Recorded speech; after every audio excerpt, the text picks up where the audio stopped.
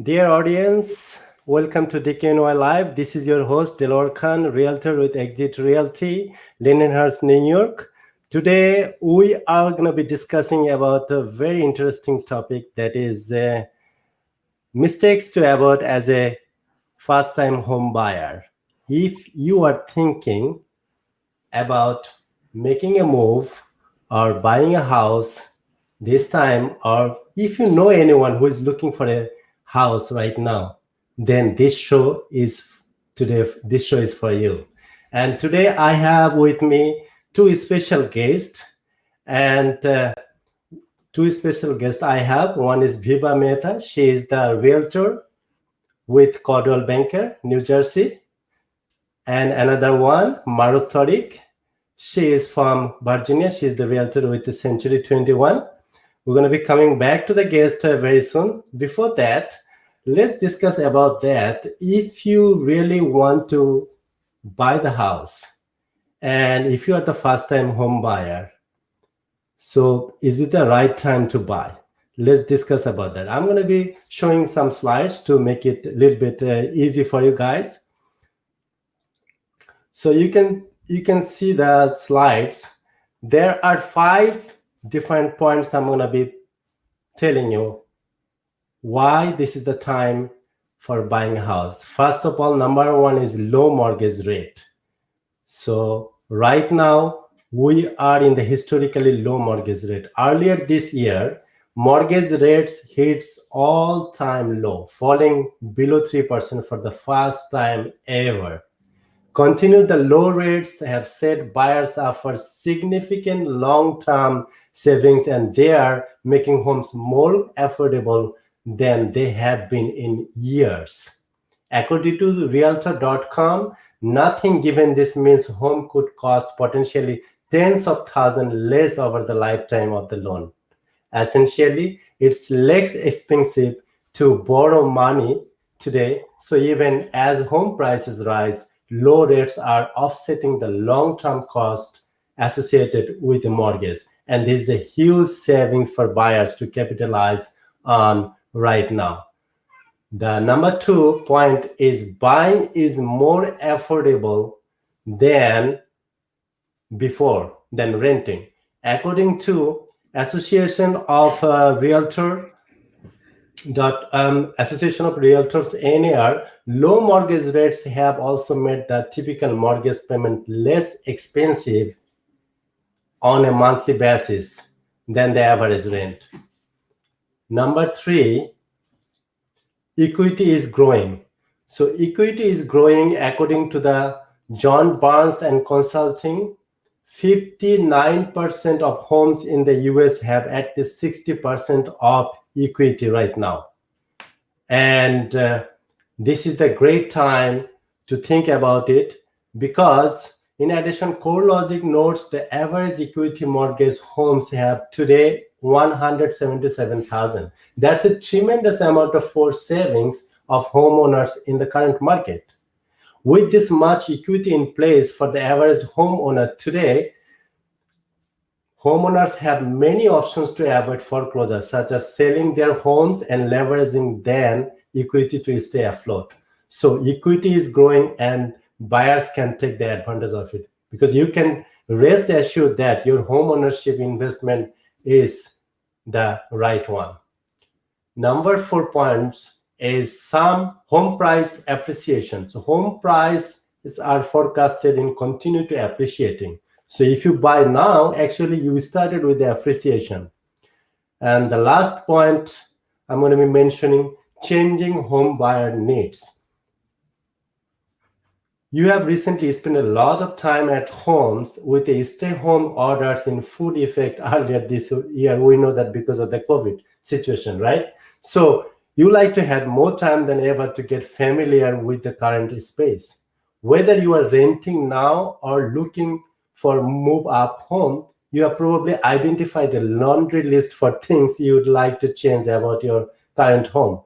So if so, you are not alone. There are endless reasons why people are moving this year. Across the country, features like home offices, gyms, and more indoor and outdoor spaces are much more desirable than before. And maybe you also have children at home who need a space for focus on virtual schooling, and that is on the wish list. So these are to be considered. Now I'm going to be discussing a little bit about the first time home buyer. As a first time home buyer, folks, a lot of home buyers, they don't have any idea what is the home buying process. I'm going to be sharing again one slide, and from that slide, I'm going to be showing that what is the home buying process. So from the screen, we can see that home buying process is started with a get qualified with the lender. That is the number one. Number two is start your home search. Number three, make an offer. Number four, seller acceptance. Number five, attorney approval. Number six, home inspection or any contingency. Number seven, deposit due. 8, apply for your mortgage. Number 9, appraisal ordered by the lender. Number 10, mortgage commitment. Number 11, file cleared to close. Number 12, title update or survey. Number 13, remove any town compliances. Number 14, attorney title review. Final walkthrough. Number 15. 16, call to transfer utilities. And then we're going to be closing it. So we can see that it's a very complicated process, right? So that's why we as a professional, the realtor, we're here to give you some valuable information. So this is what I just discussed about the process. This is in the New York. So let's get back to our discussion panel today and our guest. First, I want to go to the realtor from Virginia and DC area with Century 21. So the Century 21, Marhrukh. Let me talk about a little bit about Marhrukh. Marhrukh has been in the business for 5 years, and she helped hundreds of people for moving, selling, or buying. She was nominated one of the top 10 best agents in her city, Alexandria, last year, and she had just got featured in Top Agent magazine. So I'm going to get back to Marhrukh first. Marhrukh, the questions for you. As a first-time home buyer, we see that normally a lot of people, they don't have any ideas. They can do a lot of mistakes. So as a professional realtor in your area, what do you want to suggest to the home buyer who are going to buy home right now? Okay, first of all, thank you so much, Deloar, for inviting me to your show. And I feel like usually first-time home buyer, there are three biggest mistakes they usually do. First is when they start the process, they don't check their own credit report or fix any small errors that may cause them to get the highest interest rate. So if right now, for example, the interest rate is somewhere between 2.5 to 2.7%, and your lender is telling you that you are going to qualify for 3 or 4%, you need to really either ask them or look that why is your interest rate is higher than other people. Most of the time there has to be some small errors or anything you have to pay where it can increase your chances to lower your interest rate, which directly helps you to lower your monthly payment. So another thing I would say, not looking for a first-time homebuyer program like USDA or FHA loan programs, which is benefit you for a long term and give you a less interest rate, and also can help you with the grant programs and 100% financing. Because a lot of time people feel like they don't have to come up with 3, 5, or 10% down payment. But that's not the case if you're a first time home buyer. You can easily qualify and get some free money from lenders, but you have to look into some USDA program in your area. And everyone have that. So it will really benefit for long term. The third one, I would say, it's not knowing whether to pay points. A lot of time when you are having a higher interest rate, if there can be something you can take care and lower that, but sometimes lender asks you if you wanted to pay some points and lower your interest rate, then you have to think about how long you will be staying in that house. Because what is the points? Points is usually what prepaid interest you are paying upfront, which is usually a few $1,000s. So if you are not going to stay in the property for more than 3-5 years, there is no point to pay that, because you're already paying upfront and maybe you won't own a home and it will be paid off before that. So don't pay any points unless it's really making sense for the long terms. And ask your lender, like, is there any another way or any another loan program can benefit me? So the financing is the most critical thing, buying a home. And there is a lot of important points in there to look for. So I feel like it's very important to have a knowledgeable lender and realtor. Oh, that is a very good piece of information, Marhrukh. Thank you so much for sharing. And now I'm going to come back to Vibha. Vibha is a realtor, great realtor in the New Jersey area. She's from Coldwell Banker, and she is very determined. So far, we know that she is very determined, hardworking, and will always put her customer first. She is filled with energy that makes her so great at her job. When she comes to the client, Viva thinks for their needs and personal stand marks before searching and selling houses. So same question I'm going to ask Viva. In the New Jersey, whenever you are thinking about somebody is thinking to buying, selling, or investing, let's say right now we're discussing today about that buying process. And the buying process, people can do the mistakes as a first-time home buyer. So same questions to you. What would you suggest as a first-time home buyer? Would you like you want to say something to the clients who are looking to buy right now? Thanks, Deloar, for having me here today. It's really exciting. My number one thing I would say would be a lot of buyers don't realize that they should try to focus on one agent and work with one agent. They feel that they can go to multiple open houses and work with, different agents, the agent that has listed the house. But you have to realize that once you get a agent of your own, you build a relationship and a trust and loyalty with them. So it's easier for them to help you and guide you through the process. And you're not getting any better deals because right now, as the market it has been with the low interest rates, there are multiple offers on the property. So it depends on the seller which offer they're going to go with. And it all boils down to the terms of the contract. Like, are you going to do a full inspection, or are you just going to do structural and environmental? Are you going to waive appraisal? But then a lot of times banks don't let you appraisal. How much down payment you're going to do, like Marhrukh mentioned. There are lots of programs out there. So they do help you, so that way you get assistance, so you don't have to put that little down. So I would say that's like the biggest thing I see, that buyers try to use different agents. I wish that they wouldn't, and because then it's that one agent would look after you so much better, I feel personally, than going to 10 different agents and trying to figure out, okay, where they have to go and what they have to do next. And my number two would be, you already went over what it's like in New York, to the whole process of the buying process. A lot of times they call you up and you ask them, all right, so what price do you want to buy? And the whole pre-approval, and walking them through why they need the pre-approval, because you need a pre-approval to give you an idea of what your comfort level is for your monthly payments for the mortgage. So how much house you can afford, which is good because you don't get disappointed when you go to a house and see a house and then you realize that, oh, that's not something I can, afford. So that's like the biggest first thing, is to get a pre-approval, talk to the lender. It takes about 15-20 minutes. You have to send in a couple of pay stubs and information like that the lender can do it over the phone. And then this way you build a relationship with a realtor. And then the second thing is, then you look at homes. Once you find a home, you write up an offer.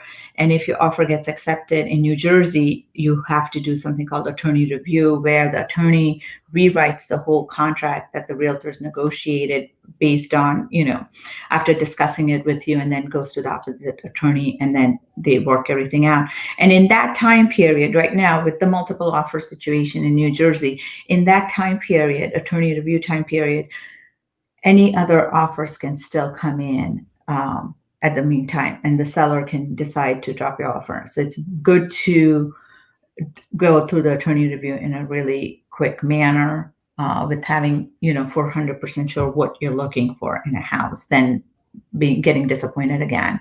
And then after that, we have like 7 to 10 days of inspection.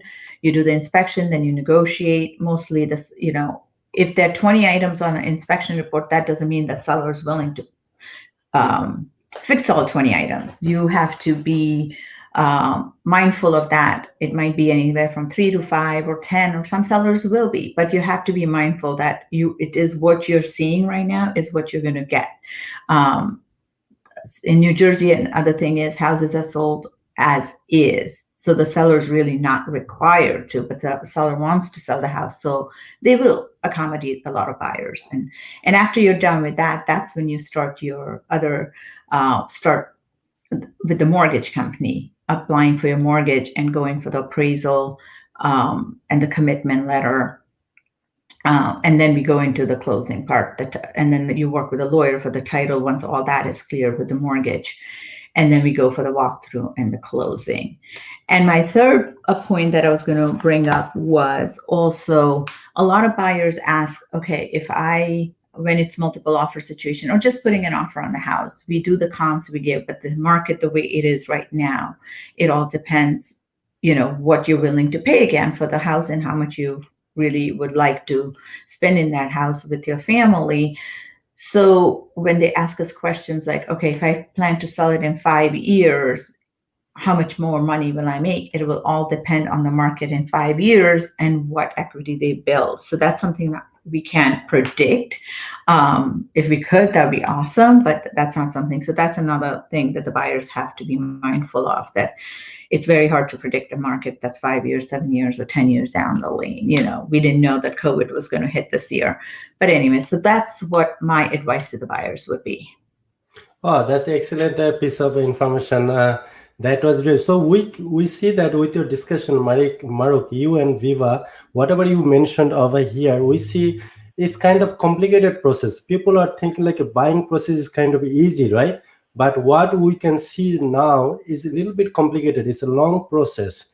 So, and in this market, I'm going to be coming to the next question. In this market, we see that house inventory is very low, and buyer is really, really struggling to get the house. And whenever there is a house, there is a overbidding, multiple offers, and bidding war is going on. So I'm going to be just asking same questions to you, Marhrukh first. Marhrukh, what you think? What kind of suggestion you're gonna give to the buyers who can use the strategy to get the multiple offer situation? Okay, so the first of all, the most important thing is to make sure when you do put your offer, you are already qualified, which means it's not just have a pre-approval, like lender run your credit and give you a pre-approval. Have all the documents submitted, and then it will really give you a better chance, because then now other party can see that you are not just pre-approved, you're actual qualified buyer who have a financing and the credit to approve for the house. And then if you already have done that, you can actually close in 3 weeks, because lender already have all your information and they already went through underwriter.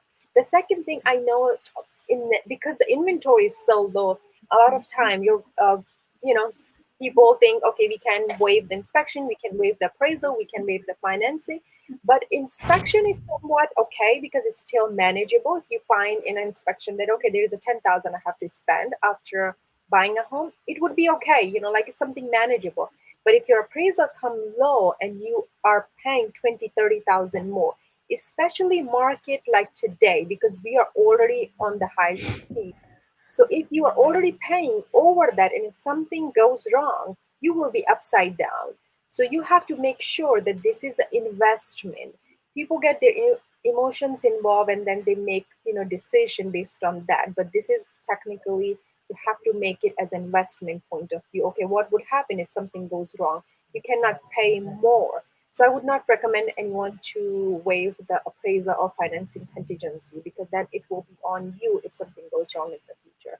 And Oh, that's that something your realtor should be educating you regarding the whole process, that what would be for the long and short term would benefit them. Oh, that's excellent information. And same question goes to Viva also. Viva, what do you think in your market? I know that DC market and Virginia DC market is different than the New Jersey market. So now, what do you think in your market to get the? I think you are having the same issue, right? Like inventory is very low. Yes, in New Yeah, Jersey as well, we have yeah. really low inventory right now, and I've been in bidding wars with like 10 to 11 offers at the Wow. same time and losing. So I've had some of my buyers I have had for a long time because we are just not, and even with a nice bulk of 20% down, nice initial deposit, just saying inspections to just for structural and environmental, so we won't go for minor things in the house. And but the biggest issue is that they say, okay, waive appraisal. A lot of times my clients are willing to waive appraisal if, like, say, appraisal is going to come, say, $5,000 or $10,000, right?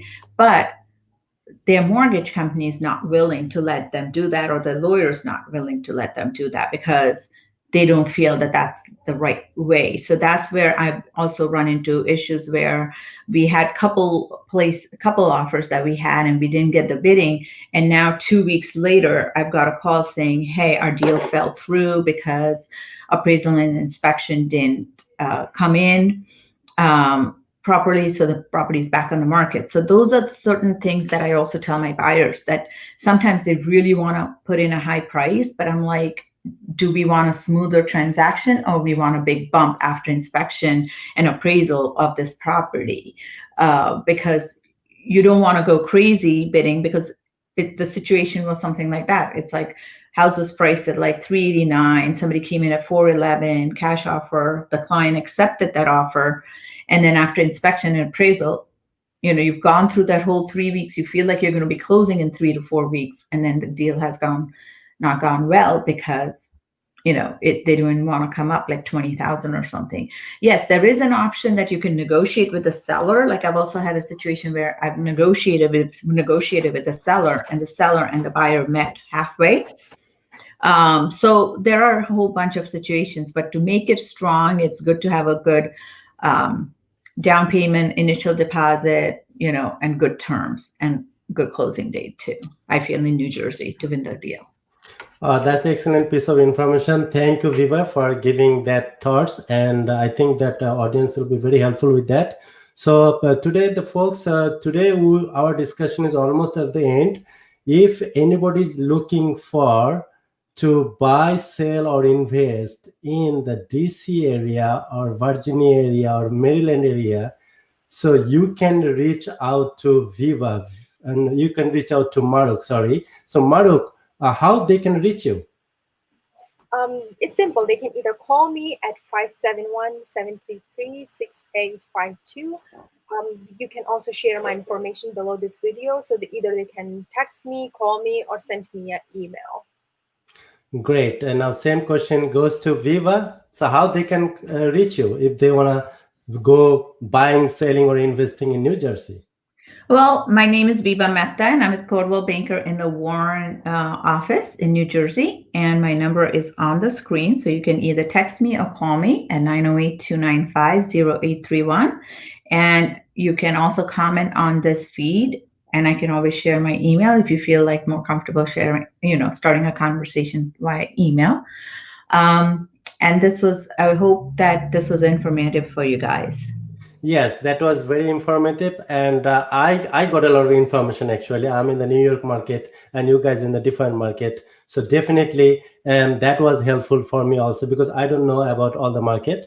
So folks, today's our discussion is almost over. So what we have learned today, just want to recap quickly. So as we discussed today about the buyer's point of view, that as a first time home buyer, what process you need to follow and what kind of mistakes you need to avoid and what strategy you have to follow to get the deal this market. And we have a great realtors over here as our guest, and they give us a lot of information, and I hope that information was very helpful. If you have any questions, you can make in the chat box some questions. You can do it. You can make a comments, and we try to answer you after that. That's not a problem. So until now, this is your host Deloar Khan ending today our discussion, and we'll be back again next time with another episode with another interesting topic. Thank you so much for watching. Thank you, Marhrukh. Thank you, Vibha. Thank you Goodbye for for having me. Bye bye.